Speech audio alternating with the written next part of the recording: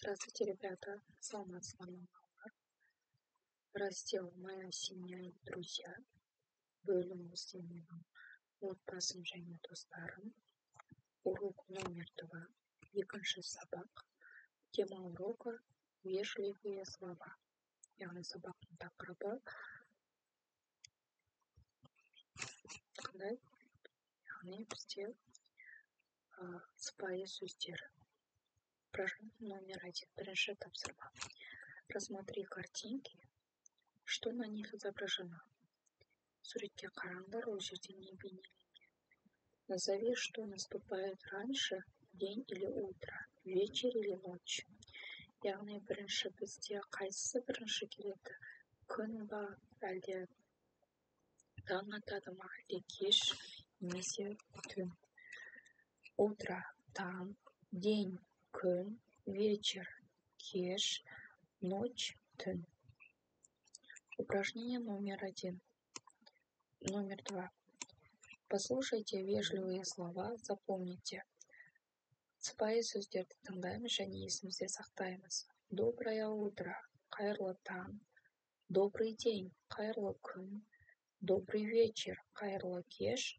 Спокойной ночи, қайырлы түн. Упражнение номер 3. Үшінші тапсырма. Догадайтесь, какое слово пропущено. Яғни біз мына жерде қандай сөз қалып кеткенін айтуымыз керек. Яғни доброе утро, Санат. Қайырлы таң, Санат. Добрый день, Айша. Қайырлы күн, Айша. В конце предложения ставится один из знаков препинания, или точка, или вопросительный знак, или восклицательный знак. Әр сөйлемнің соңында бізде нүкте, немесе сұрақ белгісі, немесе леп белгісі қойылады. Упражнение номер 4. Прочитайте, поставьте нужные знаки препинания в конце предложений. Напишите в тетради, проверьте работу одноклассника. Яғни, мына жерге біз сөздерді қойып, және бұған сай келетін тыныс белгілерін немесе сұрақ белгісін қою керекпіз. Здравствуй, друг. Сәлеметсің бе, досым? Как тебе зовут? Сенің атың кім? Меня зовут Нұқтынай. Яғни, бірінші сөйлемге біз восклицательный знак, яғни леп белгісін қойдық. Екінші сөйлемге вопросительный знак, сұрақ белгісін қойдық. Үшінші сөйлемге нүкте қойдық. Упражнение номер 5. Бесінші тапсырма. Рассмотрите картинки. Суретті қараймыз. Правильно подберите слова, каждый из них. Яғни, мына жердегі суретке қарап, оларға біз астында көмекші сөздердің қайсысы тура келетінін айтуымыз керек. Слово подсказки, яғни көмекші сөздер. До свидания, сау болыңыз. Спокойной ночи, қайырлы түн. Спасибо, рахмет. Привет, сәлем.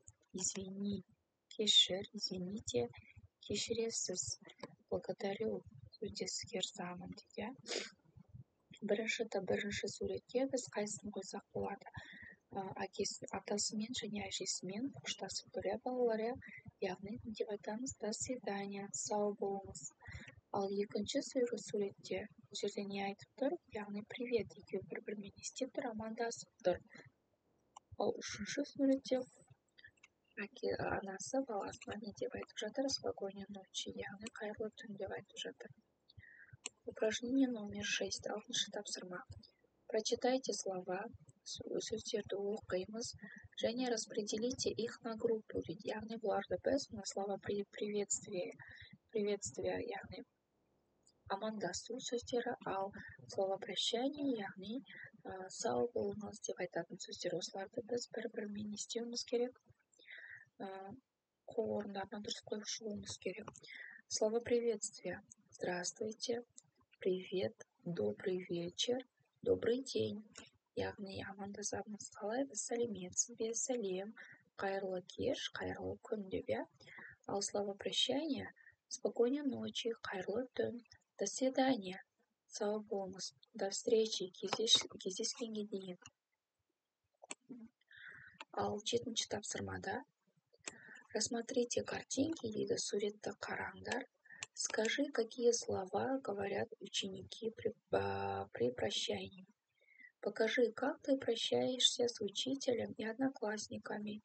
Яғни сендер суретке қарап, сендер өздерің достарыңмен және өздеріңнің ұстаздарыңмен қалай қоштасасыңдар деп жатыр.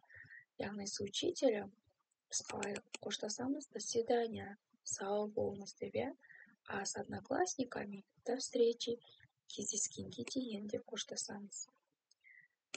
Яғни балалар, екінші сабағымыздың тақырыбы, яғни вежливые слова, яғни сыпайы сөздер болды, иә.